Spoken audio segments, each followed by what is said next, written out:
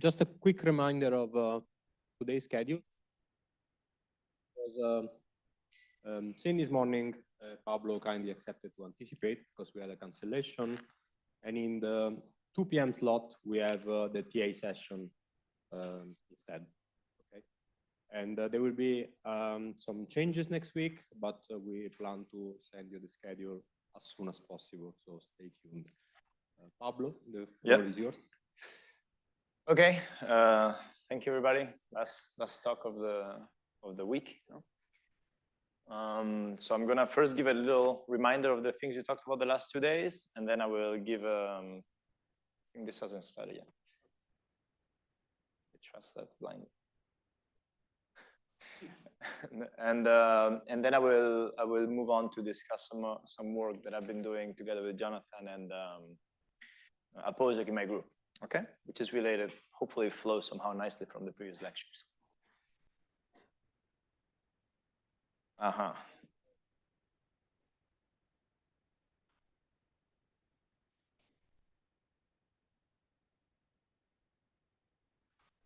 Is it? It's working now. Okay. Yeah. So just as an overview of the course, right? We had a first day giving a broad introduction to bioenergetics, and then yesterday I tried to do some mention of specifics of cellular systems, or how we would go about talking about thermodynamics of cellular systems. And today I'm going to focus on cell growth, or microbial growth, or proliferation, however you want to call it. Right, so on the first day, we started by giving some broad discussion on the potential roles of energy dissipation in shaping or constraining the functionality of cells and cellular systems. And we also did some estimates, and I think there was a lot of fun because they're probably all a bit off or quite off, right? But that stimulated a lot of discussion, and several of you have come and told me, oh, I think we can do it this way or that way, and I think that's mainly the point of doing these things. Realizing that you can do it, right, and you can improve it, and that makes you think about different aspects of physics and biology. And yesterday, I tried to introduce you to energy transduction and energy function, if you want, relationships in cellular systems at the cellular scale. And I give you some overview of what will happen if you have a muscle or some tissue, some material that can extend, you know, and contract, opposing an external force, right? And driven by the hydrolysis of ATP. And what we said is that a useful way to think about it, or to frame this problem, is noticing that the dissipation will have two contributions, one from mechanical work, another from chemical work. And what you can have for these systems is regimes in which the mechanical work is positive because, oh, maybe the sign convention is wrong, I'm realizing now. No, maybe it's okay. Where the mechanical work is negative, so the system is performing work on the outside, and the chemical work is positive, right? So you're dissipating more than you're getting out, and that's okay. And that's how systems transform chemical energy into mechanical energy, right? And then we showed a video of the cilia that had you mesmerized and asking many questions for a long time. And if you want, we can talk about that in another moment. And this is one very simple example of mechanochemical transduction. You can think of this exactly as that system, right? This is some kind of muscle, but of course it's a bit more complex because it doesn't just have one degree of freedom, the velocity, right? It has many degrees of freedom because it's to some extent a continuous system. Right? Okay. And then the last thing that I was telling you about had to do with another aspect of transducing energy into biological function, and this had mostly to do with information processing. Maybe that's too fancy of a word, slightly less fancy, copying information, right? And the setup is something like this. Imagine you have a template strand that can be the DNA strand, and a copy strand, which can be the copy of the DNA. You have some polymerase that is moving at a certain speed, right? And as it moves, it's adding monomers, and sometimes it will make mistakes, as in here, okay? What I discussed very, very briefly is that this type of systems are often fueled by energy, you know, for instance, in the form of ATP hydrolysis. And that makes us ask questions at how these different quantities relate, right? And that's, again, the idea of whether there are some kind of error speed trade-off or relationship between dissipation and error and speed and so on. And I didn't go much into details for good and bad, but the main idea is that this is complex, right? So this doesn't need to be a naive thing, oh, the more the X, the more Y, you know, it can depend on several aspects, right? And so you don't have a sort of general relationship, but I think that only gives you more insight into how these processes can work, okay? So unless you have any questions about what we did the last couple of days? Yatart.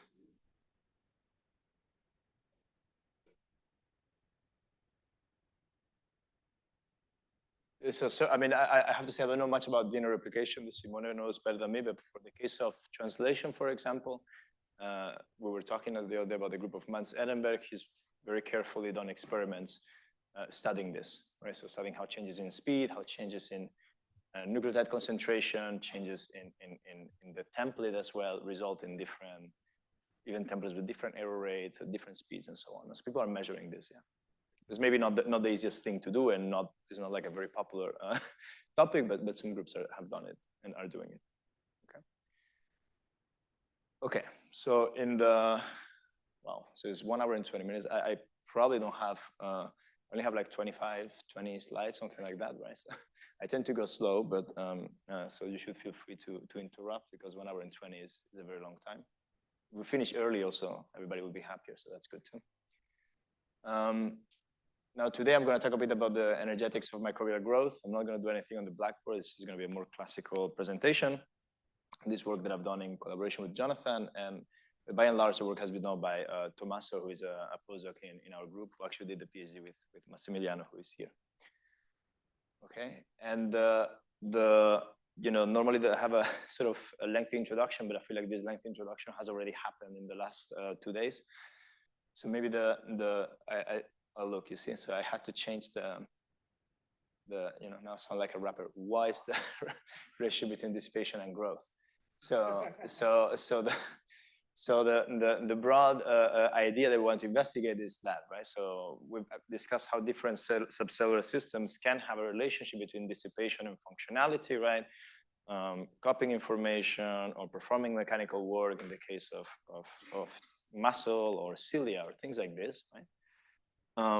But we haven't, but the one problem with all these systems is that there's not too many measurements or direct measurements of dissipation. And normally in their, how to put it, often you find a different way, a better way of understanding the trade-offs that doesn't have to do that much with dissipation. Dissipation becomes somehow like a side product of the story, right? It normally has to do with some group binding somewhere and so on, right? But the idea that the magnitude of dissipation is really what's constraining somehow the function, that's something that it's very hard to argue for these small cellular systems. At least that was my impression, right? Because often systems dissipate. If you do the toy model, what you find, or my impression is that you tend to find that they dissipate much more than what they could, according to your model, to perform equally as well, right? I think that there may be some exceptions to this. You know, some people talk about, I think in the case of molecular motor, sometimes it's argued that they're close to the limit, but I was interested in other non-mechanical systems. And so what I started thinking at some point was that if you look at the whole cell physiology, that may be a setup in which, I mean, if dissipation will matter at some scale, at least should be at the whole cellular scale. So if it doesn't matter at the whole cellular scale, then it's almost a bit hopeless. Now you can say, okay, yes, for sure, things need to be out of equilibrium, but this much to do that is not so clear, right? Okay, so the question that we try to address and that we'll focus on this talk is what is the relationship between dissipation, which is a thermodynamic property, and growth, which is a physiological property. Now, right, we've seen this slide, and the key here is that thermodynamics doesn't care about the details, right? So there used to be this way of understanding thermodynamics, but since already 200 years, we have this way of understanding thermodynamics, right? So we know that we don't need to understand all the inner workings of the cell, not necessarily, right? In order to, I mean, we hope that we won't need to know all the inner workings of the cell to understand the global thermodynamic balance. Okay, and the idea is the same, that to understand the global thermodynamic of the system, you don't need to know all the details. Of course, the details will matter in some sense, but at a large scale, they don't matter. And we're going to go this way, okay, for the purpose of this talk. Again, I really don't have many slides, so you should feel free to interrupt me. Okay, so how can we think about this at the cellular scale? It's quite simple, right? I would say there's two different ways of looking at metabolism, right? So when we wanted to do a global cellular energetics, no, and understand the energy dissipation of the cell as a whole system, from the different views that we discussed the other day, no, you can understand the cell as a mechanical system, as an information processing system, or through its metabolism. So we went for the metabolism, right? So metabolism is, after all, responsible for taking the nutrients from the environment. No? So at this scale, does very important energy in exchanges with the environment. And it's this complicated network by now you've heard 20 times already, right? That transduces this chemical energy from the nutrients into some useful form of energy, like ATP for the cell, right? It's also responsible to produce the precursors of biomass, right? So you eat glucose, but glucose is not something with which you can directly build protein. So you need to do all kinds of things to it so you can go ahead and build protein, right? So this is the double role of metabolism that is often, this linguistic distinction is often made, no, between the catabolism and anabolism. No? So catabolism would be the parts of metabolism responsible to producing energy and breaking down the nutrients, and anabolism would be the parts of metabolism that are used to produce the precursors of biomass. And of course, this distinction, like everything in biology, is kind of artificial because both they're intertwined networks, right? So everything is sort of coupled. Okay, now if you want to understand metabolism, the most common way, I would say, from a quantitative point of view, the most common approach is to do flux balance analysis. If you haven't heard about this, flux balance analysis is something that sounds like a very good idea when you first hear about it, because essentially you look at the whole metabolic network and you just say, well, the chemicals that come out of here either go there or there, they're not going to disappear into thin air. So you just need to balance the fluxes of mass in each chemical reaction, and you assume the cell is at a steady state, things are growing, and you will have a good description of cellular metabolism. Okay? Now, it is a good idea, but it has its challenges, right? The challenge is that you're dealing with a large number of chemicals and therefore a large number of chemical reactions on the order of hundreds. And you need to know how those are coupled, right? So for that, you need a stoichiometric matrix. So essentially a matrix that gives you a list of all the reactions that are happening in the cell. And such matrices are available extensively, in this database called KEGG, where you have this. But you also have to be careful how these things were constructed. Right? So many times they're constructed by sequence homology for different species, because an enzyme in some species looks similar to the enzyme that in E. coli catalyzes this one, and so that network is put. So there's questions about how these networks are made. And in addition, as a physicist, it was a bit not so appealing to have to deal with a mess like this. It's kind of a bit against this kind of no idea that the details don't matter. And so what we're going to do today is you're going to follow this other approach. It doesn't really have a name. It's also quite standard. Okay, I'm not claiming anything revolutionary. I think one place I like the name, they call it black box metabolism. So it's a kind of, I don't know, maybe charming name. And this is something that people working on metabolism, by engineers in particular, have used extensively. Okay? And the idea there is we're just going to keep track of the boundaries of the system. Okay, so what comes in and what comes out, and we're not going to worry about anything that happens inside. We assume everything is at a steady state anyway, so we just may as well not look at it.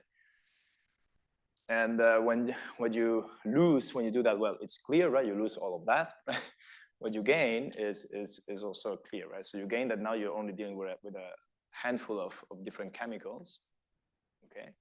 And you only have one basic equation describing this, so what comes in and what comes out. And all the information that you need for this is macrochemical. And so, as I said, today we're going to go with this more thermodynamics inspired. Of course, you can do a consistent thermodynamic theory here, right? But that makes it even more difficult. And so we're going to go with using the spirit of thermodynamics, let's say, of using something coarse-grained and zoomed out, and we're going to follow that approach. Okay. Is there any questions about this? Question, yeah.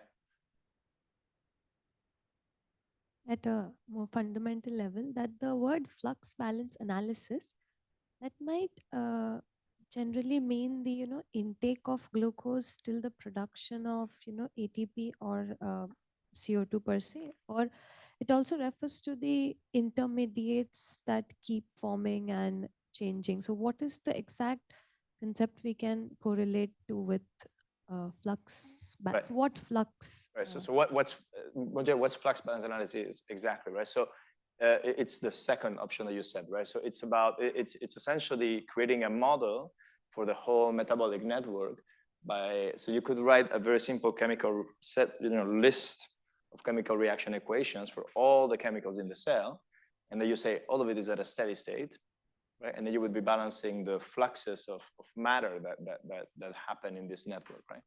So that approach, which has been developed already for a while, right, is called is what people refer to as flux balance analysis. Okay. Right. Okay. So is there like any available database or anywhere we can find these values, as in for eukaryotes or for prokaryotes or mammalian cells per se, in a particular pathway, particular metabolic pathway, what is the known flux given so the question input? is are the actual fluxes measured? I don't know, does metabolomics give you fluxes? I guess it gives you abundances. So I don't think. I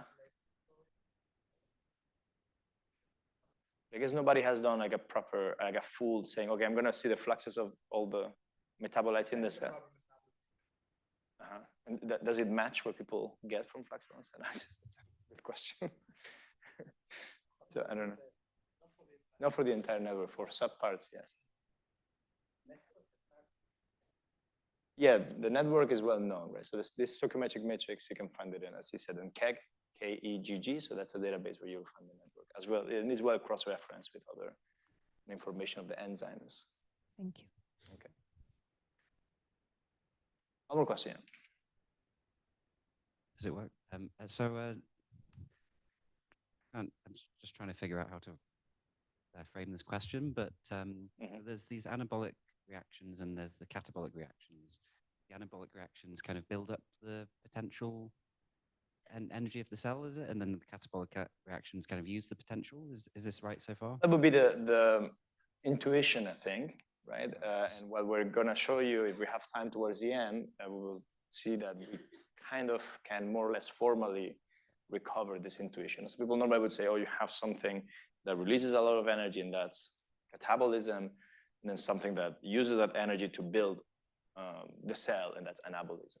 So my question is this level of potential in the cell due to the anabolic reactions relatively stable, or does it sometimes build up very high and then go low, or is it relatively the same? So I don't know to what extent this has been measured, but for the purpose of this talk, we're going to assume that cells are at a steady state, and so everything is stable over time.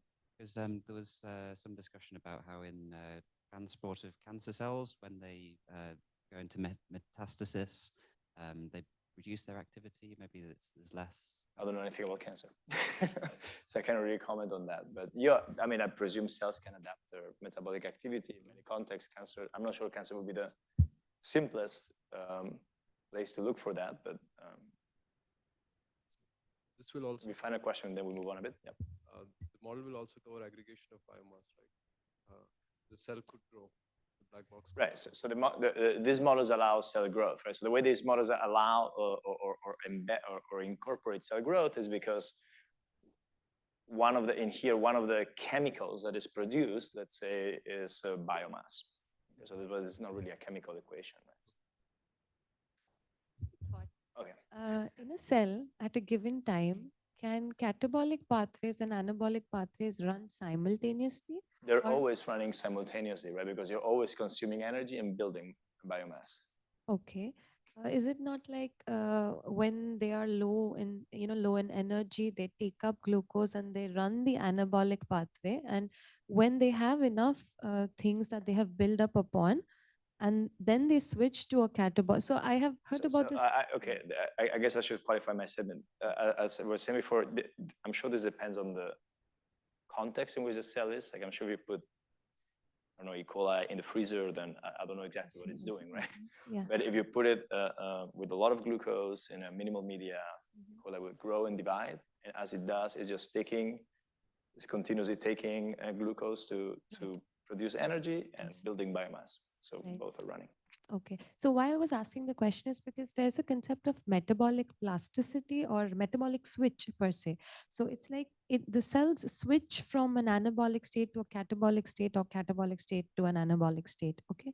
So I'm a bit confused that do they run simultaneously or one triggers the other? So based on the needs, do they trigger each other?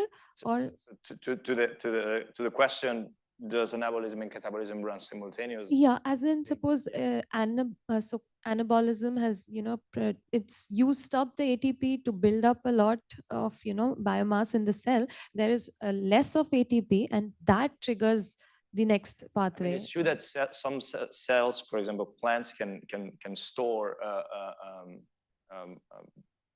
can during, I mean, I don't know very well how photosynthesis works, no? But they build this organelles where they store structure. How is it called? Starch, right? But here we're going to, I'm thinking about something very simple, steady growth, where presumably both are happening simultaneously. Okay. All right, let's move on a little bit. So we're going to go this way.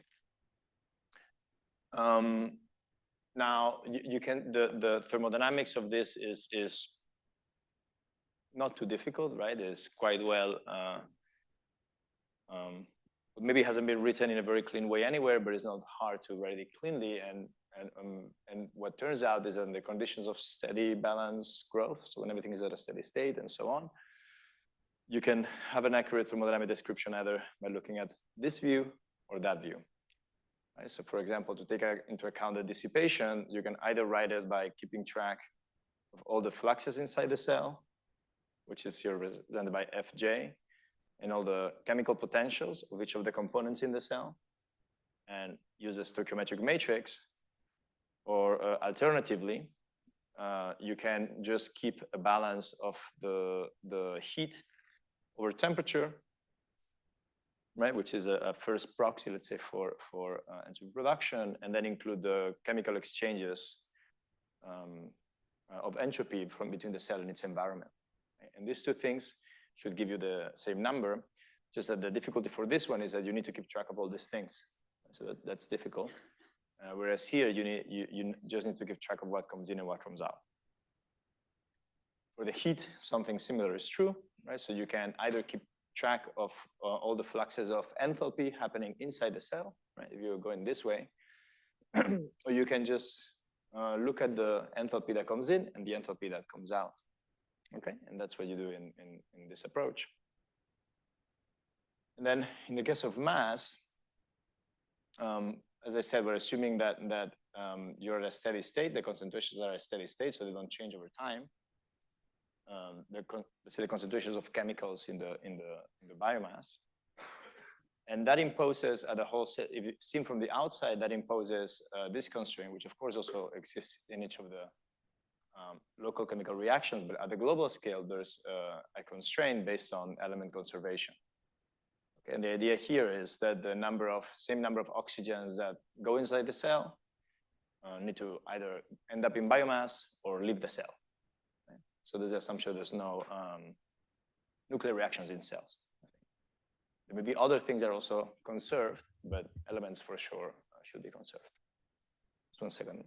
Just have a quick question. Yeah. I'm not sure I understand what cool means, like a steady growth state, in the sense that do you mean that supply and demand remain constant over the growth, or? So I'm thinking about a chemostat.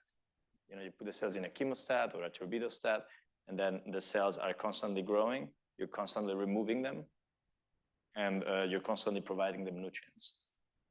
Okay, so essentially the flux of cells, let's say the amount of which they grow per unit time is constant, you're removing, and the flux of nutrients is also constant.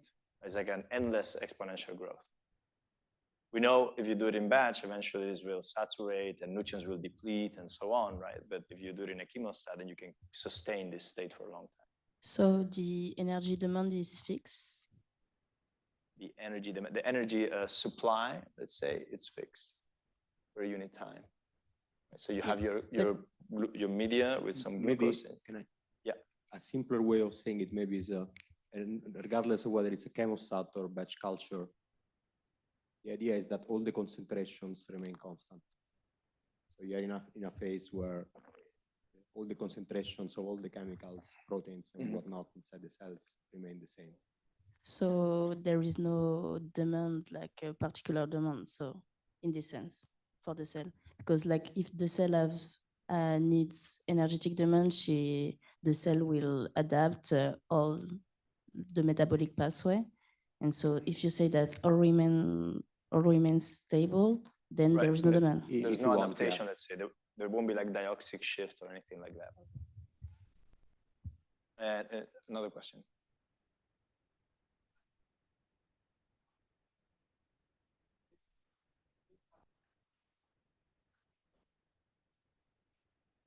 Mm-hmm.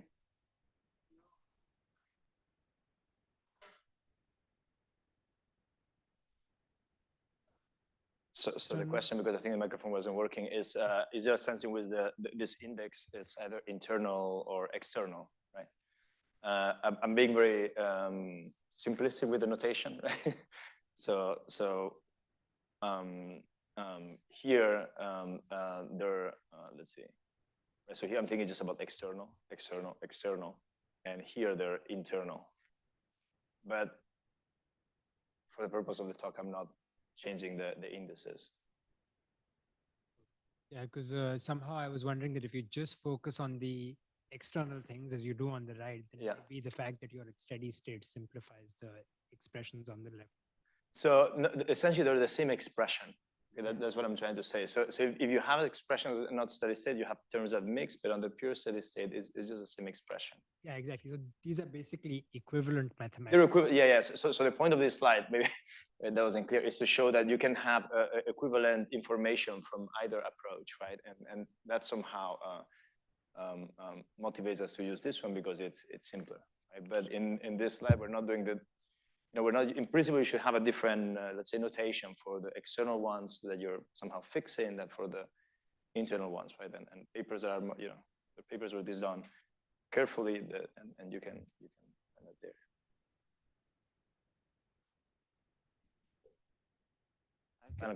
Could you just help me understand this slide? Because I'm not get it. There's these two columns, and they're relating to two different types of calculation for changes in these. So the point of this is just saying that this quantity, you can obtain it in two ways. You will obtain the same number. Yeah. And in one way, you look at everything that happens inside the cell. In another way, you just look at the boundaries of the cell. Right. So it's sort of like James Watt versus Carnot approach. What was the analogy? Watt versus Carnot approach? Yeah, if you want, right. So that was a bit the and then in the last row on the mass, what is this? K? Gamma CK. Right. So what is gamma CK? No, that's a good question. So CK is so this is the abundance of a certain element K in biomass. So we're talking about this, right? We're saying, oh, this biomass has this many carbons, this many oxygens. I think yesterday or 2 days ago. No. So this tells you how much carbon or oxygen. K is an index that runs over elements: carbon, hydrogen, oxygen, nitrogen. What it's telling you is that all the oxygen in equals all the oxygen out plus the oxygen that goes to biomass.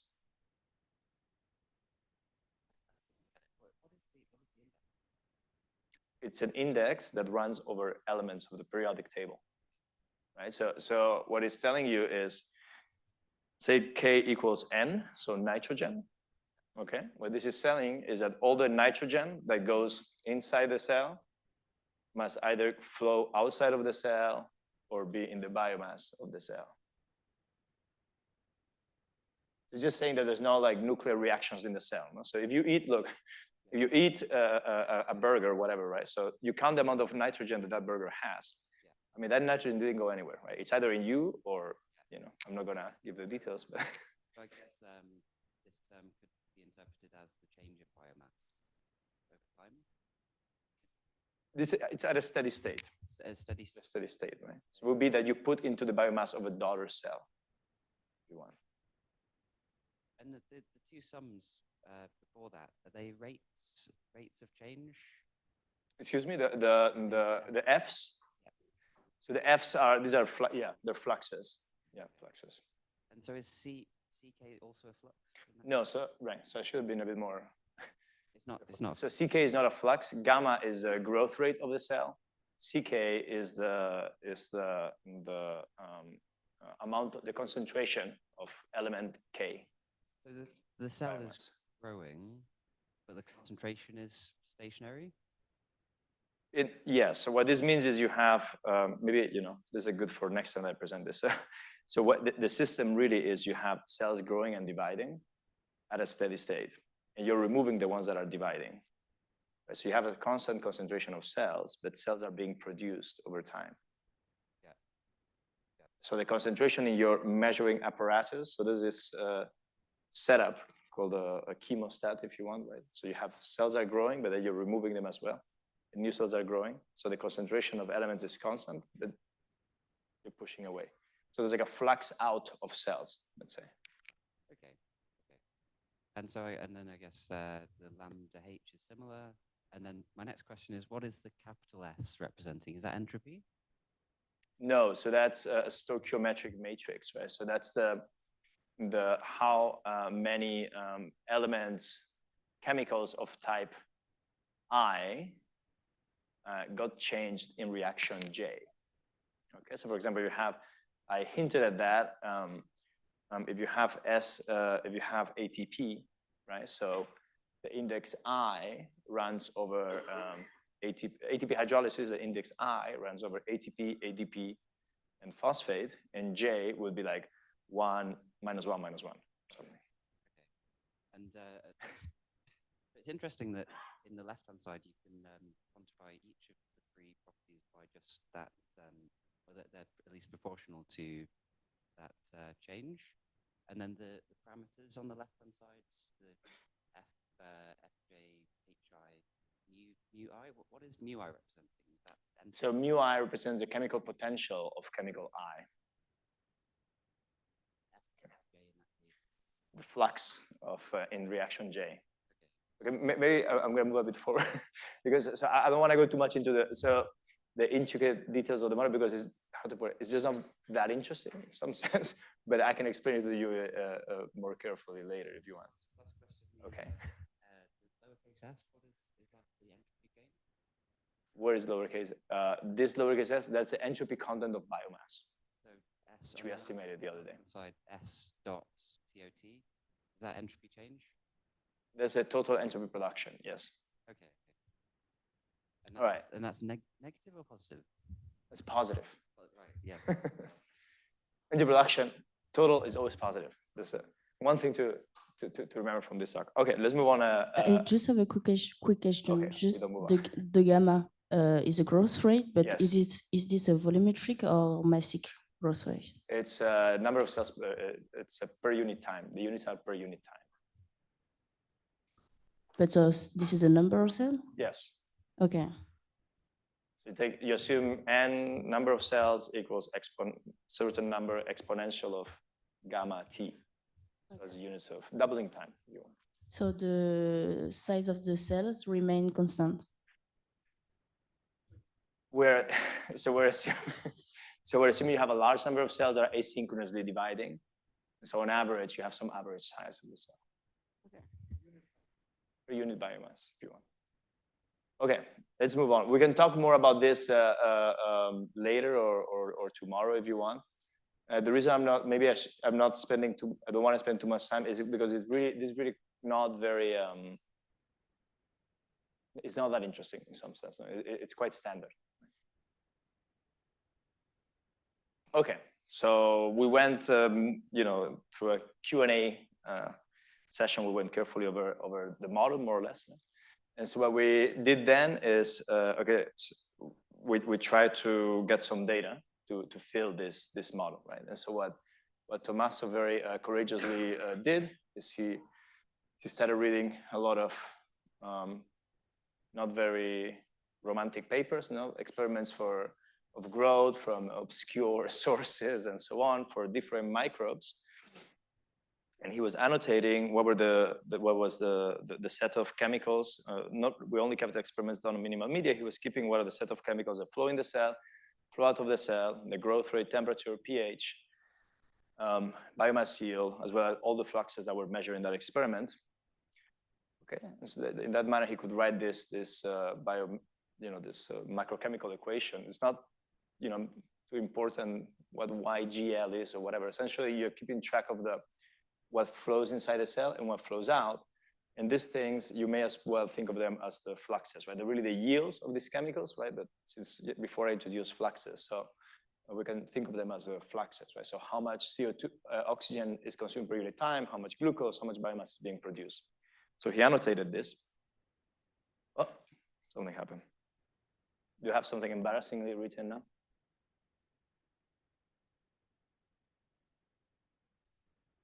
Okay. Then sometimes, so he annotated the ones that are measured, and the ones that were not measured, he inferred using element conservation that we've been discussing for a little while, right? So sometimes, actually most of the time, we don't have the yield or think of the flux of CO2, but we know that a certain amount of oxygen flew in the system, a certain amount of oxygen was put into biomass. So we know that the remaining oxygen must be in CO2. That would be a simple instance. Then once you have this, as we showed before, you need the chemical potentials, right, that we were going over in order to talk about thermodynamic properties. So what he did is he somehow looked into chemistry database. This is something that we're still fine-tuning a little bit, right? Because it depends on the source and how these things are measured is a bit, it's not easy. And yeah, so then we annotated, he annotated all this, he created this little personal database. And after that, he repeated this whole process around 500 times. So I'm exaggerating a bit, but not too much, right? So essentially he must have looked at on the order of 100 different sources. And we always went to primary sources when there was a meta-analysis where was, we did use some pre-existing meta-analysis, but we always went to the primary sources. And in this manner, the idea is that now we can obtain, using the model from before, information about the entropy exchanges, the heat, and the total entropy production. And finally, we can look at correlations and try to understand something about dissipation and growth for all these different microorganisms. Okay. So this is my comic relief slide. Right? So if you, in brief, what we've been doing. So this is a schematic representation of Tommaso. And he wants to come to some great novel conclusion, right? But normally what happens in science is a message for young investigators. You find a massive wall that seems hard to climb, but after you think about it for a while, you find some clever detour, by which you may be able to address. Right? I wouldn't say that's been our approach. Our approach has been a bit more like this. So we just sort of, by a lot of data and a lot of work, we just kind of going to destroy this wall and see what happens at the end, right? So what I'm trying to say here is that all of this is a bit rough, right, as you can expect. So the data that we're using is not the type of data that people like Jonathan or Shashi or Simone would be taking, right? So these are experiments by engineers, done often for other purposes. So it's not the cleanest data. It's also quite old, which is not necessarily a bad thing. I would almost say typically it's a good thing, but you know, for many different sources across many different decades, right? So it's, I think it's about 80 years, no? From the oldest to the most recent reference. So you need to somehow validate what we just did. And the first validation was very simple, is making sure that the second law is satisfied, right? Now this sounds naive, but I just want to make two comments. Now the first comment is that we didn't impose this a priori, right? So this didn't have to happen, right? And in a couple of occasions didn't happen. And most importantly, if you use more complicated methods like flux balance analysis and you don't impose a second law a priori, it will often be the case that then it's not satisfied because some of the fluxes may go, system is so complex that some of the fluxes will go against the difference in chemical potential, right? And this shouldn't happen. I'm not saying this has terrible implications for the people that do flux balance analysis and they know they know how to fix it and whatever. I never checked whether they're getting like completely absurd results from that. I'm just saying that maybe it's not completely trivial. And the second test we did is we made sure that this element recovery trick actually holds. So I'm not an expert biochemist, but I'm pretty sure that there's no nuclear reactions in cells. I think so much. That's a first statement, right? So in most cells, at least. Yeah, question. So why, when does it, what does it feel? So often, I mean, I'm not 100% sure that I remember, but normally these are data that maybe have too many, they reported too many, output chemicals, and then the yields are somehow very small, and then you're close to, the quantity is close to the zero that can fluctuate, something like this. No, it's not well determined. But, I don't want to say because they're not measurements, but I would say it's bad data. Yeah? Behind closed doors, I would say that. Are you recording this, right? Okay. Oops. So Jonathan said bad data. Okay, so the next thing is we looked at the yield computed versus the yield measured. Right? So what does this mean? So for a few instances of our database, we had, I show you that we have a little trick, not we, I mean, it's a common trick in this, in the metabolism, ecologic metabolism community to keep track of the elements and do what we're doing to compute yields that were not measured. You just compute them from using element conservation. But in some cases, we could do that even though those yields had been measured, right? So we had some kind of redundant information, right? I mean, in our ideal scenario, we would have redundant information for all the data, but that's not the case, right? So to the extent that we could, we checked whether element conservation holds, or at least our approach to it. And what you can see here, this is not a fit, right? This should be on the line if it's working, and it's kind of working more or less okay. So maybe just to clarify, can you tell us how the yield is defined exactly? Oh yeah, I'm sorry. Yeah, I should have said that quite at the beginning. So what we define as yield is, so for the yield for a chemical, maybe I'll just write it here, right? So imagine you have chemicals I and J. So we define the yield as the flux of I over the flux of J, right? So this would, I guess you would call this a yield IJ. And in particular, in our data set, we're always going to consider J to be the electron donor. Okay, so that would be glucose. So essentially, we're normalizing an output flux by a reference input flux. Question is, why would you do that, right?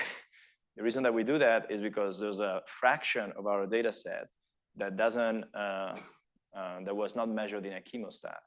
For that fraction, we don't have fluxes. People only reported the final yield. And then you can say, well, how can you put batch culture together with this schema that it breaks the model assumption, right? We're putting it, and then we're checking that it doesn't make a huge difference, right? So the measurements are more or less, so essentially for batch culture, you would be approximating, yeah. The same explanation. So these are two different chemicals. One is the outflux and one is the influx. So why should it be one? no, this is the same. Okay, so you take the This same is yield. this is different. Yeah, this.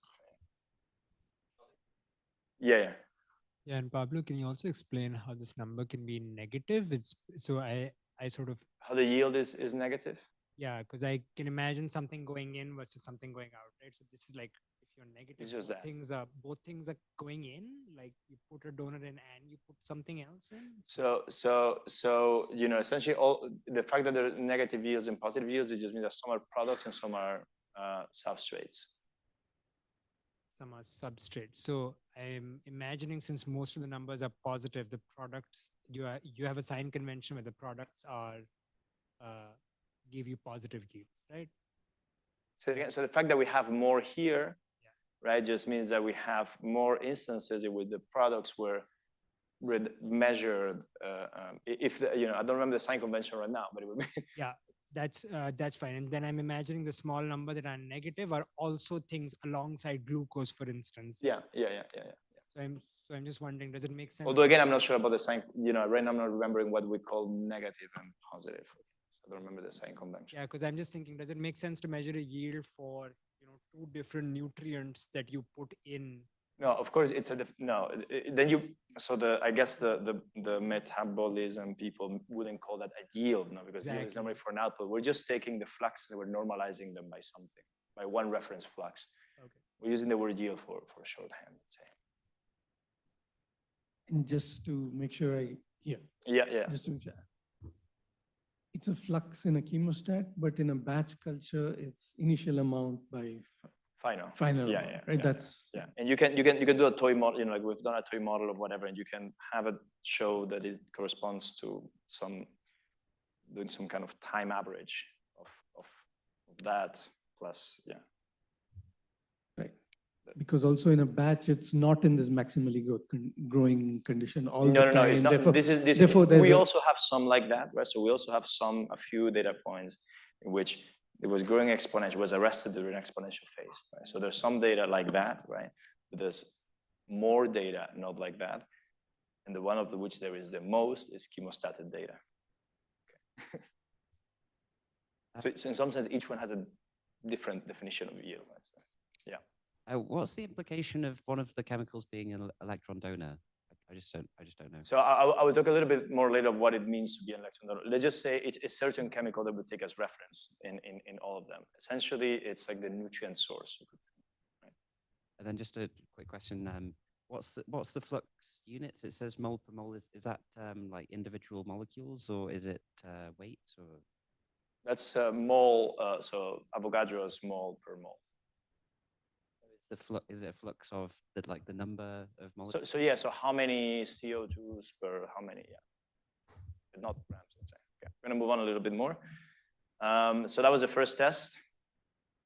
And by the way, we also, anyways, I'll move on a bit faster. So more or less it works. That's the take-home message.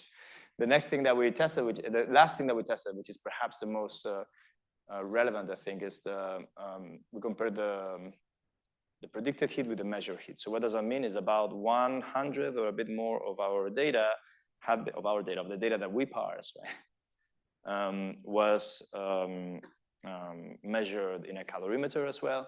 And so there's direct calorimetric measurements, and we have this relationship between heat and enthalpy changes, so we can see whether these two compare well to each other. And also here you see that they compare quite well. Again, this is not a fit. In a perfect world, this will fall on the line. And I would say with this, we were quite convinced that although our approach was very rough, it more or less to within a factor of 2 or 3, seems to give the right answer, right? Okay, so this is just validation. Essentially, shows us that for data we have that. Okay, go. A quick one. So maybe you'll talk about it later. Very but quick. I'm surprised that the range is so huge. We'll talk about it later. Okay. So now maybe I should have, now let's go a little bit into what are electron donors, electron acceptors. But this is very good because I haven't really given this talk more than once. And so, yeah, it'll help me hopefully I remember how to take the feedback.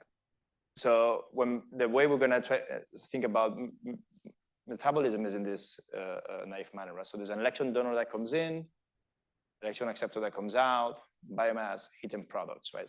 There's other things, there's nitrogen sources and so on, and heat and products that's very vague. But essentially, there's some things coming in, some things coming out, and you can think of the electron donor as the nutrient source. There's some thermodynamics happening, which I managed to. How many words is this? Like in 6 words to compress all of thermodynamics. So energy is conserved, free energy is lost.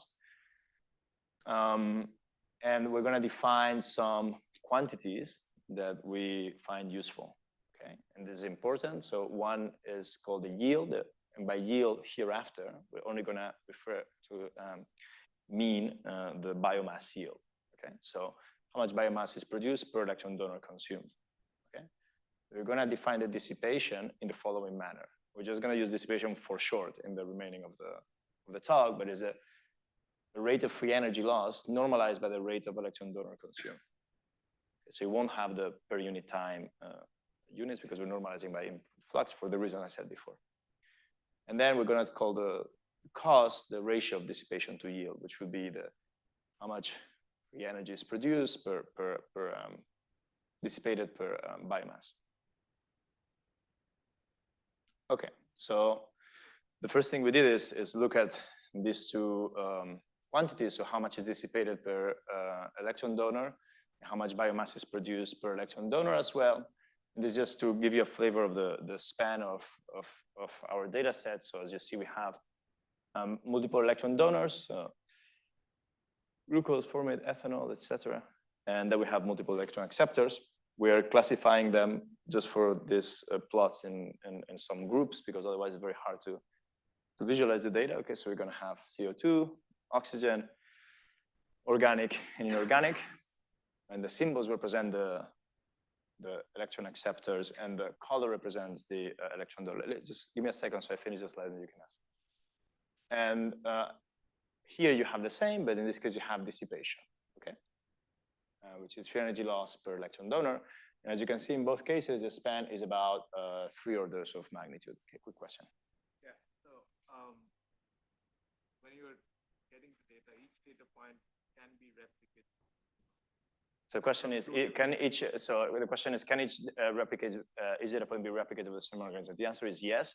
So the type of variability that we have here is of many different types, okay? So as you see here, sometimes, I mean, when you change color and symbol, we're changing across metabolic type, so to speak, okay? So it's a different type of metabolism. That can be because it's a different species, that can be because the same species doing a different type, you know, fermentation instead of respiration.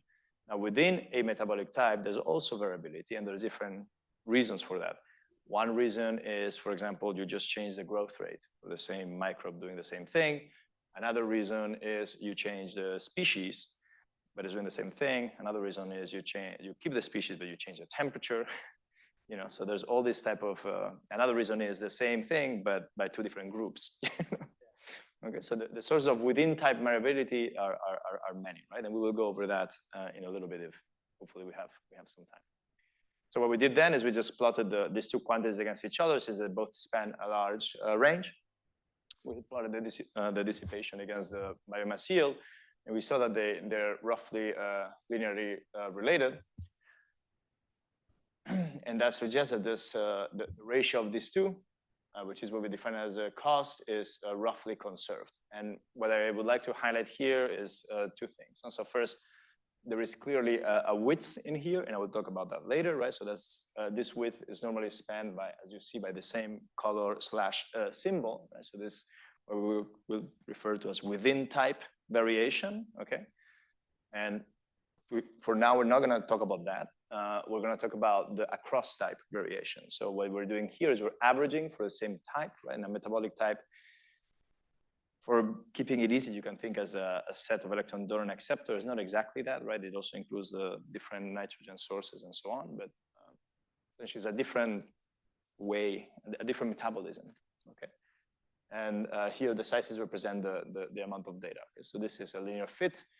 And what this shows you is that the fact that it's a linear fit and a quite decent linear fit shows you that dissipation per biomass yield is conserved. So how much a cell dissipates per unit biomass grown is the same, irrespective of whether it's one of these weirdos down here doing methanogenesis and having an extremely low biomass yield, as you see here, or one of these, glucose respiring bacteria, right? So there's this sort of cost that is conserved. I have a question. Yeah. Previous slide. The last slide. The last one. Yeah. Previous one. The previous one? Yeah. Oh, shit. Okay, it's going to disappear in a second. Yes. Go and ask. So I was just, I was just trying to understand the first graph in which, so if we follow the trend of these electron acceptors, CO2, inorganic, organic, and oxygen, so am I understanding this correctly, that oxygen is the, the best electron acceptor in order to oxidize glucose, if we consider that as one of the metabolites? Do we interpret the graph in this way? And I will talk more about oxygen later, so I don't want to stop not too much. Essentially, what this shows is the one with the highest yield. Okay, best depends on what that's also the highest dissipation, right? So it has the highest yield, has the highest dissipation, but the ratio of its dissipation to its yield is conserved, so it makes no difference. Yeah. One.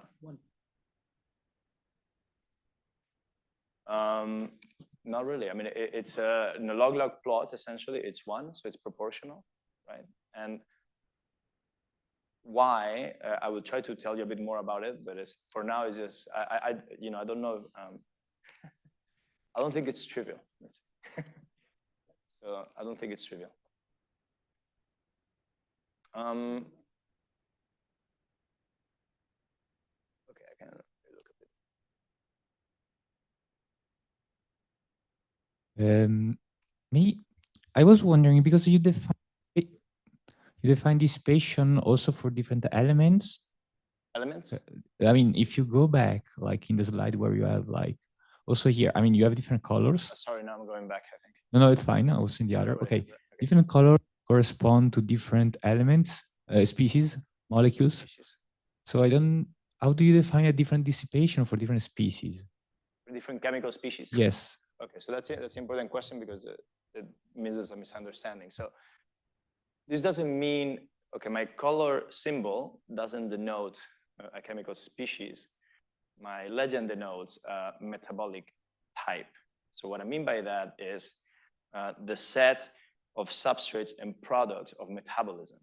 Okay, so for example, this guy is here. This is glucose respiring cells. Okay, so you can say it's glucose respiring. I mean, you cannot, at least you see that they use O2 as an electron acceptor and glucose as an electron donor. It's a bit more refined than that, because in addition, you need to keep track of other nitrogen and other products, right? But to first approximation, you can think of this set of electron donor, electron acceptor as defining a type of metabolism. Okay. It's a bit difficult to visualize because there's a lot of different types. So we're only highlighting some of the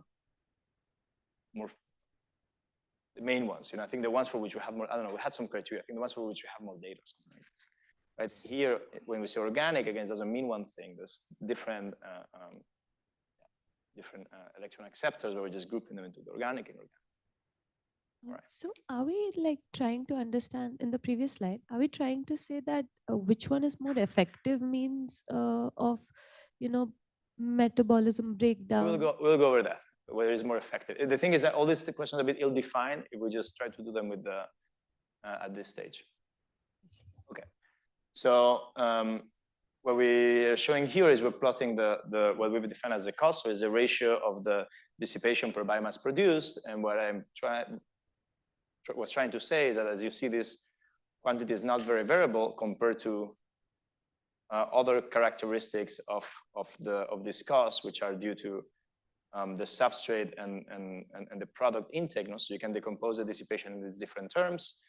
And what happens is that the cost is roughly constant despite wide variability in the contributions to it. Okay, so let me go over this a bit more carefully. Essentially, what having a constant cost means, the reason why you should be surprised is that it corresponds, you get the same value if you take the difference of this pink square to that pink square, that of that blue square to that blue square, and that blue circle to that blue circle, okay? And so I'm just trying to convince you, we don't need to, sorry. That what happens is that although there's variability in how much free energy flows into biomass and goes out of biomass, how much is dissipated while you produce the biomass is roughly conserved, okay? And that's what we call our first rule. I'm a bit confused in the previous graph, the previous slide. So what is the y-axis exactly? So these are units of kilojoules per carbon mole, and in the x-axis, I'm denoting different things. So here is the cost. Yeah, so the y-axis is like dissipation. The y-axis has units of dissipation. Units of dissipation. So I'm a bit confused how we can... per carbon mole of biomass produced. Okay, so I'm a bit confused how we can measure the dissipation of substrate product and biomass separately. Right, okay, so there I was thinking about, I was showing it, maybe since you guys are following it very carefully, I shouldn't say it. Essentially, you can decompose the cost into the terms corresponding to what flows in and what flows out and what is put into biomass. Okay, so like what was the experiment done exactly? I didn't get that point. So these are the same, it's always the same experiments. Okay, so there's no, so these are not, these are not experiments that Jonathan did and he perturbed things or something. We just parsed the type of experiments that I discussed at the beginning. So okay. So if you want to have a take-home message for this first part, essentially is that across metabolic types, you can think of the cost as a ratio of the dissipation to the yield or as a dissipation per unit biomass. And there's a cost of roughly, roughly 100 KT per carbon, if I remember these numbers correctly, right? Because we've been, these slides were prepared a couple of months ago. So. But essentially, this tells you that to synthesize each carbon of biomass, okay, you dissipate 100 KT. Okay. Now, the next thing that we looked at is this variability. Okay, and this variability, if you look at it intensely, you will see that there's some structure to it. And the structure is that for metabolic types that use oxygen as an electron acceptor looks like this. For the ones that don't use oxygen as an electron acceptor, looks like that. So there's a difference. Okay. Now the reason that this thing is linear and fits a line very well is only partially interesting. Okay. The reason is that it's constrained by element conservation. And often I'm just saying this is for the, for the fans, let's say. And the subspace that is constrained only has 1 degree of freedom. And so, of course, the data will only span one line. Sometimes it doesn't only have 1 degree of freedom, and it still falls in a line.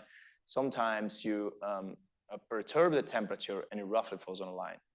Okay, but by and large, it's due to this effect.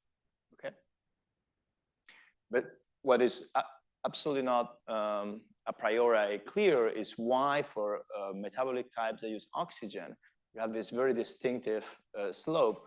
As for ones that don't use oxygen, you have a roughly planar slope, right? And this is slope between, again, is the same axis, right? So I'm just zooming into that. And this corresponds to no perturbations, so deviations, because perturbations, I got that feedback the other day, perturbation seems like we're actually perturbing something, and sometimes that's the case, but not always. They say deviations between yield and dissipation, okay? So this tells you that to increase the yield, you in fact reduce the dissipation, okay, in the case of oxygen.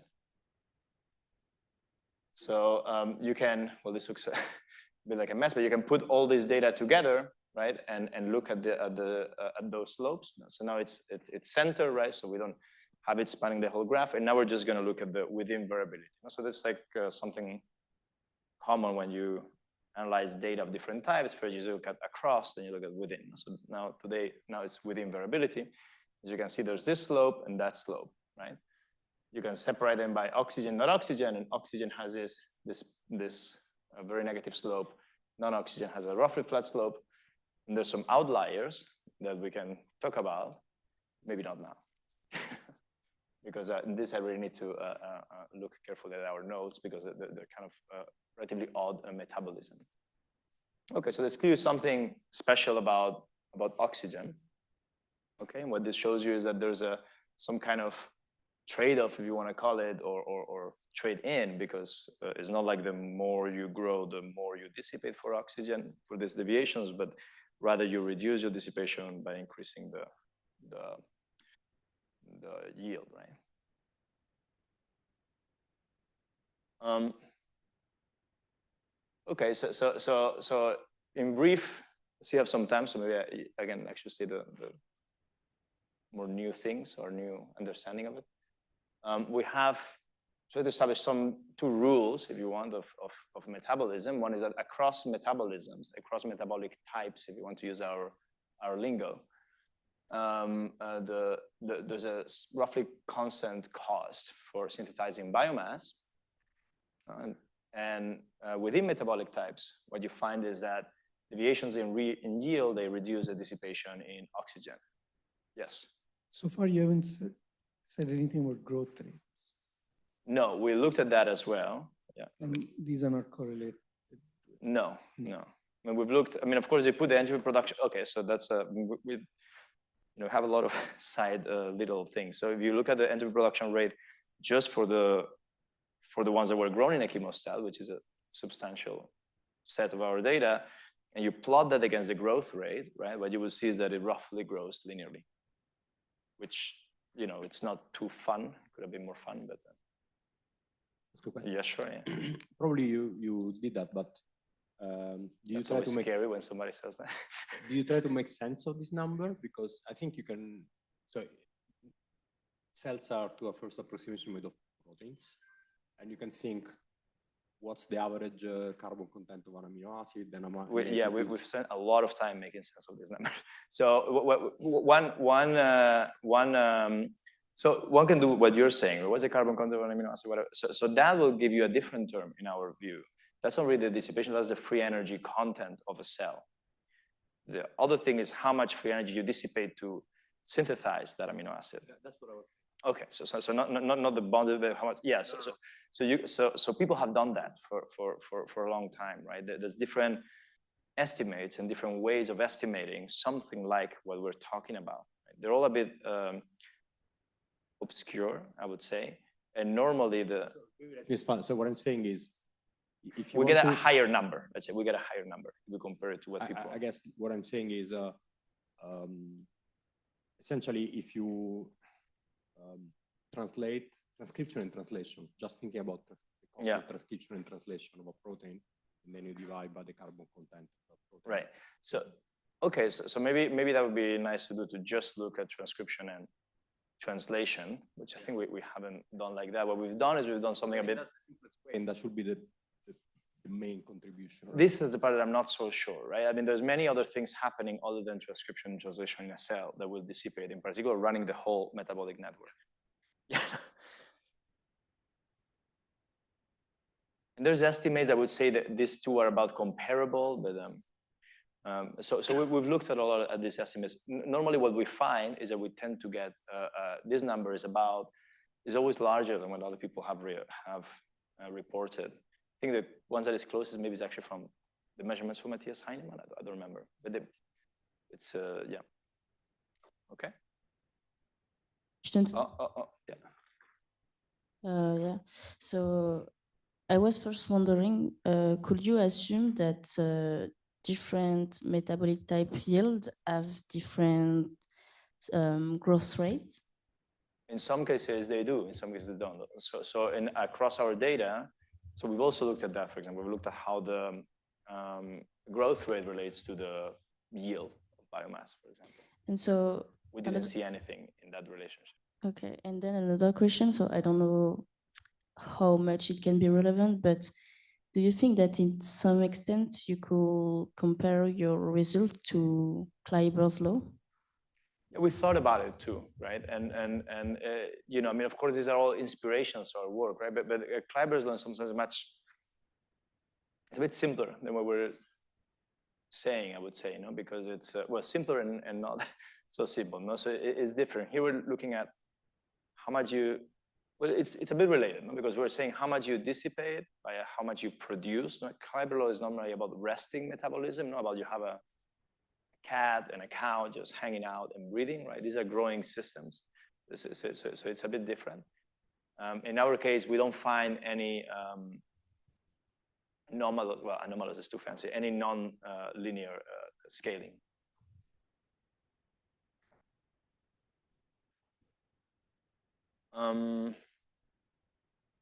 Okay.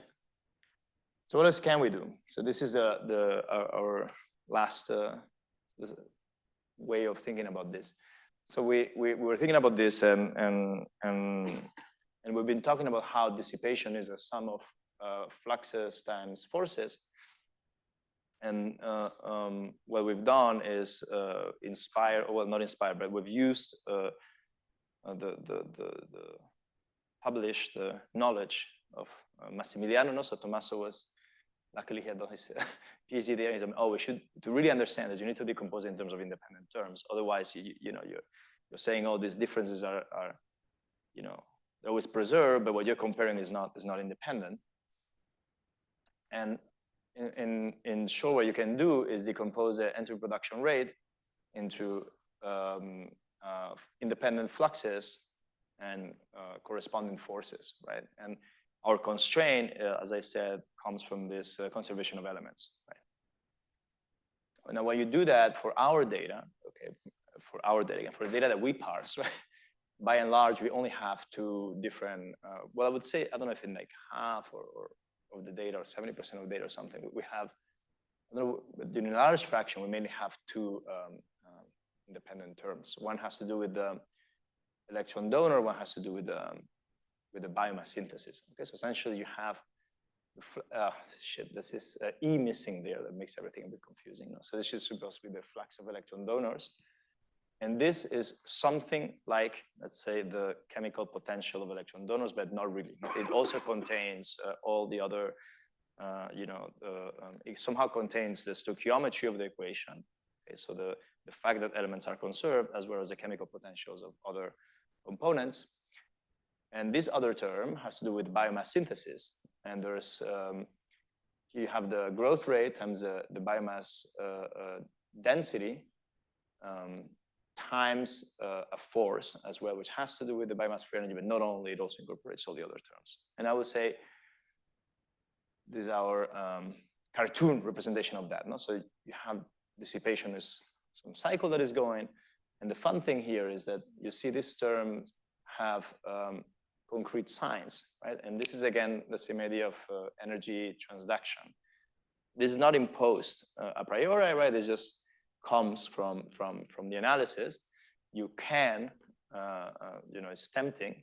This is not a formal thing. No? I mean, so this is formal. Of course, this is not formal. What we call catabolism and anabolism is a bit, but you can think of this as catabolism, you know, because it's a strong driving force that emerges from the electron donors. You can think of this as anabolism because it's an opposing force, excuse me, an opposing force, right? So it's a negative term that has to do with biomass synthesis. Okay, so you can compose a total dissipation, and of course, this is bigger than this, and everything is good and happy. Second law is as it should, and so on, right? So we're using this decomposition. And what we find is like those two independent coefficients, so those two generalized driving forces, so generalized thermodynamic forces, very well how we call them, they're essentially what's underlining behind these two different rules that I refer to as formula. I use rule because I think rule is like below law. It's a bit more. It's a bit more.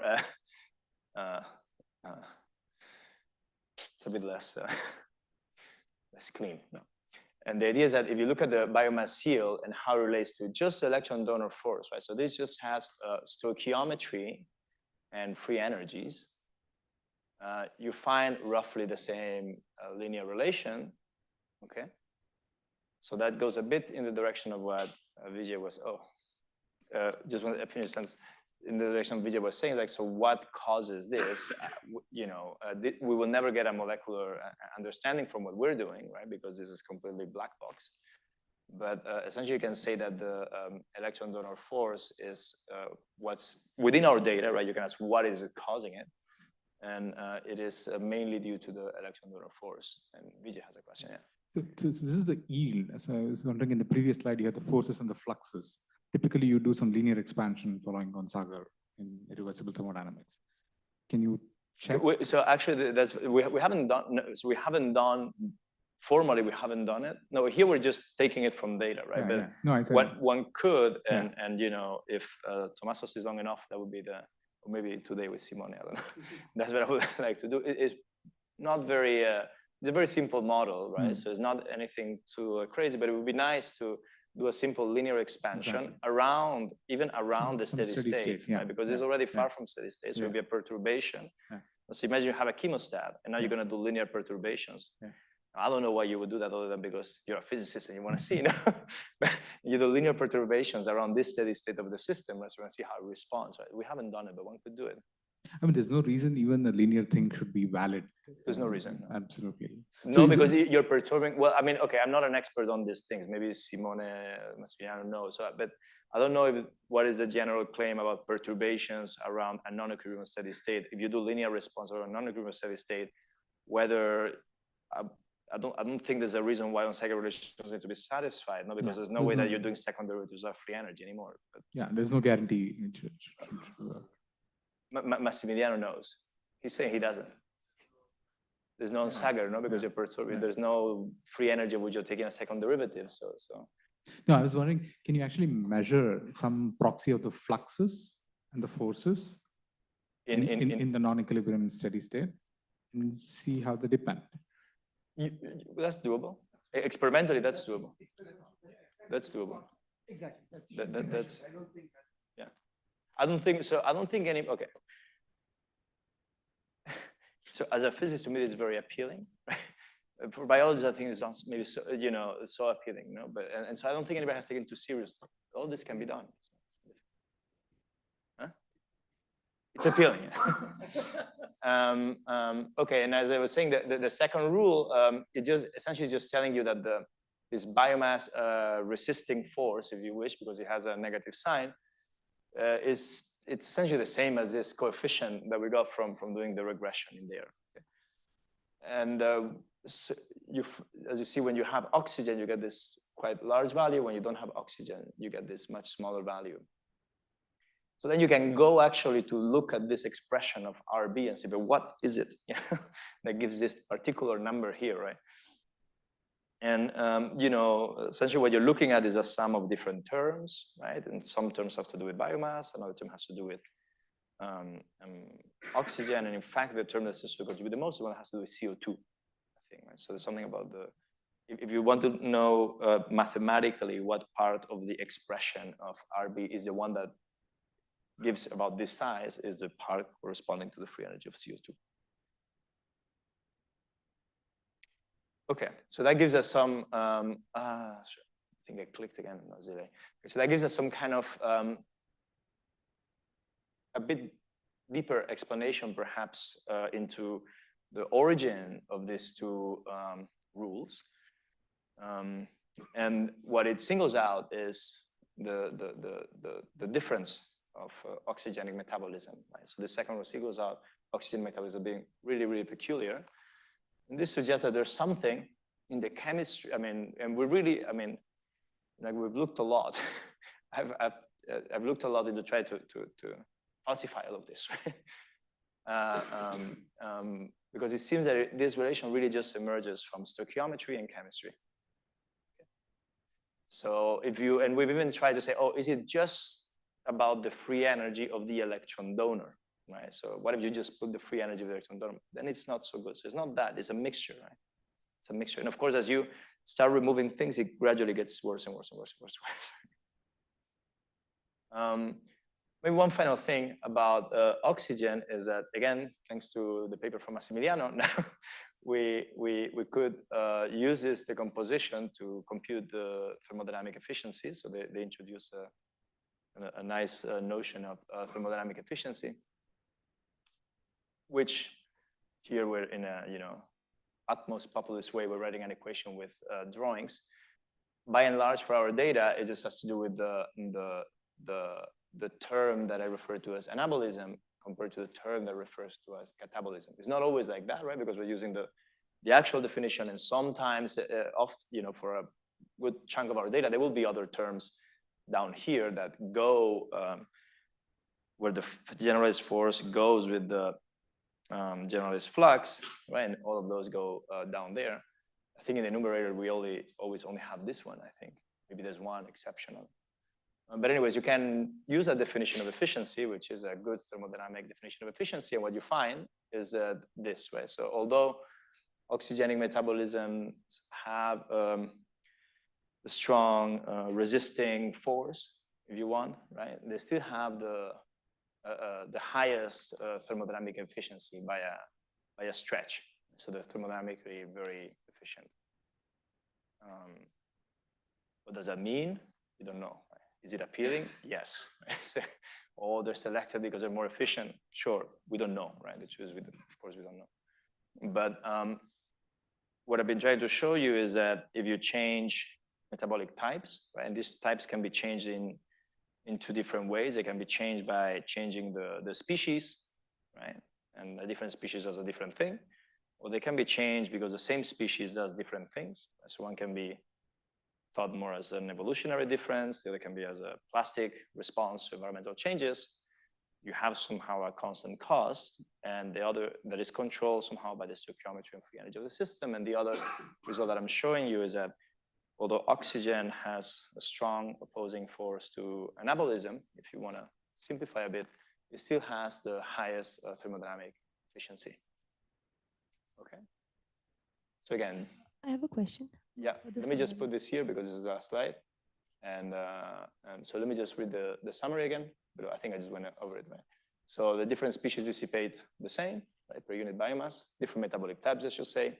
The origin of these lies in the chemistry of catabolism.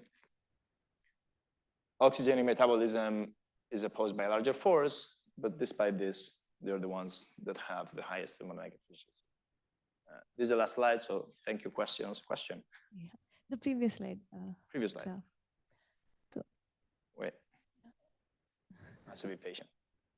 Yeah, actually, this slide is really interesting. I mean, the x-axis, I'm still trying to understand what's happening here. So is it like the entire crux of metabolism being glucose plus oxygen is giving carbon dioxide plus water?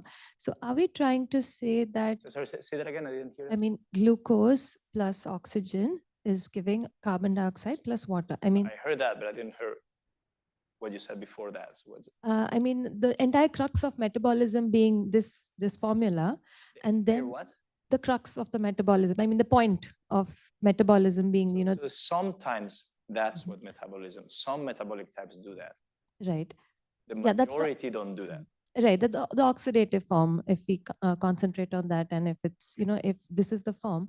So I'm just trying to understand that by this graph, are we interpreting that oxygen is the most efficient electron acceptor as compared to CO2 in organic or organic forms? Or like what exactly are we concluding from this? So what we're showing is that metabolic types that use oxygen as electron acceptor have the highest thermodynamic efficiency as compared to all others. Right? All others. So here I'm trying to understand that if I compare glycolysis with oxidative, with some, you know, with some exceptions. Like right. So, okay. So I'm just trying to understand that if we compare glycolysis with oxidative phosphorylation, and we say that glycolysis is the anaerobic form. And obviously, when you go to mitochondrial respiration, and that's the aerobic form. Okay. So then what happens in glycolysis? In glycolysis, we are not considering the O2. It's in cytoplasm and it's anaerobic. So there is it the inorganic and the organic forms are the electron acceptor and they are not so efficient? Yes. Is that the correlation? That's the idea, yes. That's the correlation. So again, I'm getting confused that how CO2 is being, pictured as an electron acceptor, because we know that that's an output. I mean, it's glucose plus oxygen gives CO2 and water. So that's an output. And how is CO2 coming as an electron acceptor? And okay, so I think maybe Jonathan is going to have to help me here, but this is so there's many strange metabolisms, right? And you can think of in some cases CO2 is used as an electron acceptor, and this is a case of hydrogenotrophic methanogens, autotrophs, yeah. Okay. Plants. I see. Okay. Plants, they eat CO2. Right. Plants are made of air. Everybody remember that. Plants are made of air. Very important. Right. Okay. Okay. That point I didn't get. That's interesting. I mean, it brings the entire, plants and animals entirely together and tries to show that why the, the mammalian or the higher organisms are more efficient in. Yeah, well, I should say, I mean, maybe I didn't emphasize it enough. Of course, this is all unicellular, but this is not just bacteria. Right? So you have bacteria, we have archaea, we have eukaryotes as well, all mishmashed in there. I haven't shown the separation in that manner. I see. I got it. Thank you. Question.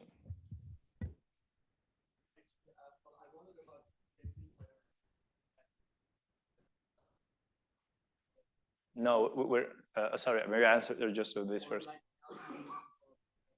Cellular organisms that do photosynthesis? No, so there's one, so we very purposefully left all photosynthetic organisms out of here, purposefully, because you got to cut somewhere, and we didn't have I think the strength to think about the, thermodynamics of photosynthesis. Okay, sure. But it can, no reason why it cannot be done. Future work, I should say. It's future work. We have it here. So, hi. One question I had was one observation made. One of the rules that were made were that the cost remains constant across all the metabolic types, right? And the second observation that was made was that in oxygen's case, if there is a deviation in dissipation, there is a deviation in yield causes changes in dissipation altogether. But since cost is actually dissipation by yield, shouldn't that be observed across all inorganic, organic, and CO2 as well? Because technically cost is remaining constant, right? Across all of them. So if there is a change in yield, there should be a change in dissipation across for CO2, inorganic, and organic as well, right? That is what I'm a bit confused about. So I think what we're defined as cost is across. So when you look at the data, right, you see that there's sort of two different scales in which it's almost like a PCA plot, of the data, right? So there's kind of two principal directions. One in which it spans about 3 orders of magnitude, and one in which it spans maybe a factor of 3 or 4. So the first point, what we say is that across these 3 orders of magnitude, the ratio, we take the means, right, and the ratio of that is conserved. Of course, if you look at the different points and you define for each point this ratio, that will contribute to a perturbation. In all cases, this variation. It's a very small effect compared to the large value of the other, because you're. How is this efficiency related to yield? How is the efficiency related to yield? So let me think. So it's probably yield. Maybe that's a good point. Maybe we should think about that more carefully. So I'm thinking that in some cases, yield it may be a prefactor. No? Yield may act as a prefactor because you have the biomass flux times the electron donor. Maybe something like yield times in the cases in which this form applies, maybe something like yield times the ratio of these two quantities, actually. It's a very good observation. Probably. Excuse me? KBT times yield, if you're converting into a thermodynamic efficiency from, say, biomass efficiency, I don't know if you are just multiplying by KBT, Boltzmann constant. Boltzmann constant. Well, this is dimensionless, right? So this is yeah. And the second kind of comment from a summary slide. Can you go? Yeah. Slide. I wrote it during Jonathan's talk, so. I wrote the summary slide during Jonathan's talk, so please don't. This third point that the second point, the origin lies in the chemistry of catabolism. This I find because the dissipation is mostly happening in the non-equilibrium steps, I guess, not in the equilibrium steps. Most of the metabolic reactions are equilibrium reactions and taken forward mainly by the mass action kinetics. The non-equilibrium steps are the anabolic steps, protein polypeptide formation. So I would expect the anabolism to contribute more towards dissipation. So I'm not sure I fully agree with the comment you made that the catabolic reactions are equilibrium reactions, right? Because, for example, I mean, again, I'm not an expert in metabolism, but I know a bit my way around the electron transport chain. I think it would be hard to argue that that's equilibrium reactions, right? It's very strongly driven. You have the proton motive force, even just the last step of it, you have the proton motive force pumping protons like crazy through the ATP synthase that's spinning at like 100 hertz to produce, 30 ATPs per glucose. So I think both are very, very far from equilibrium, which can be described, I do agree with that part, they can be described with mass action kinetics to some degree of approximation. Yeah, but if you see the input to metabolism is just 2 ATP, while for protein polypeptidation, it's like 2 GTP or 3 GTP per amino acid attachment. So I think it's much more costly to synthesize the protein than. Okay, so that goes a bit in the direction of the comments of Simone, right? It's like, how can you make sense of these numbers relative to the subcellular processes and doing what is commonly referred to as ATP counting or ATP bookkeeping? That's a difficult task, right? Because here we're just saying, yes, people throw out, there's this number of 4 ATPs per peptide bond made during protein synthesis. That's true, but it's also true that there's many more things happening in the cell than that, like the whole metabolic network is being driven, right? So you have NADH, you have glucose breakdown. So people have done those. Okay, so besides the 4 ATP per peptide that you find around, people have over the decades, let's say, dedicated themselves every now and then to do what's called like a detailed bookkeeping. And they say, okay, what's everything that happens in the cell? How much energy is dissipated in each thing? And they try to pull it all together and get numbers. I think when people did that, what they get is it's about 50-50. The things that have to do with ATP, the dissipation due to ATP hydrolysis and dissipation due to driving metabolism. But I must say, none of these papers is very clear to me, at least. Like I read them again, and they're quite hard to follow. I mean, maybe it's just me, but they're quite obscure, I would say. Because when you do these calculations, these back of the envelope calculations, implicit, there's some kind of model of the type that I showed you, right? Like we have a model, very simple. That's our model, right? So when people do this calculation, there's some kind of model of what's a steady state, and they don't establish this very clearly. So it's a bit hard to follow that they're not double counting things or and so on, right? But actually, I think it's a good time now to redo these things, right? I mean, it's like estimating the free energy of biomass. It's tedious, but it can be done. You just go and spend a few months doing it. I just have a question on the next slide. I just don't get what was the efficiency. Just if you can explain it. Okay, so what is the intuition behind the efficiency, let's say? So on one hand, this is we use quite formal expression, but the intuition behind it for our type of data is let's say the thermodynamic force driving, opposing anabolism times the okay, that's a good one. So the thermodynamic force opposing anabolism divided by the thermodynamic force driving catabolism multiplied by your biomass yield. Like, wow, what does that mean? It's yeah, what does that mean, right? So somehow it's comparing, and somehow it's comparing the dissipation, if you want, due to or the gains from anabolism to the costs of catabolism, right? Because anabolism opposes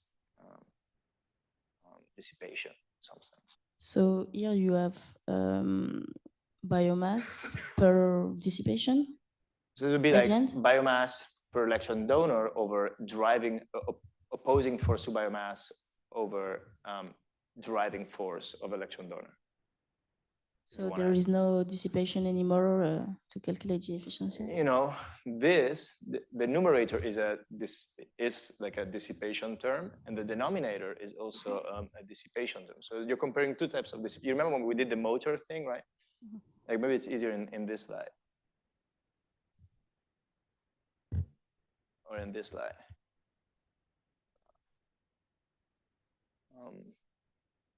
Right, so here, right? So you have dissipation, no? And just like in the case of the molecular motor, of the muscle that I said, there's a term that somehow that gives you something, right, against an opposing force, right? That's the one that does work, right? So in the motor, that was actually mechanical work, right? You're putting a spring, and this is like contracting, and it shouldn't, but it's contracting. And it can't do this magic because there's another thing, which has ATP hydrolysis that is driving even more, right? It's dissipating even more. So here, it turns out you can really think about growth in the same manner. You have anabolism, that's what you gain in some sense, and you have catabolism, that's what you lose, what you dissipate. And the ratio of this to this, that's the efficiency. I think Simone is gonna shut you. No. I was suggesting maybe we wrap up because we are slightly over time. If you have more questions, you can stop Pablo during lunch. Let's thank Pablo again and all the speakers of this week. Let me remind you of the TA session at 2 p.m. Thank you.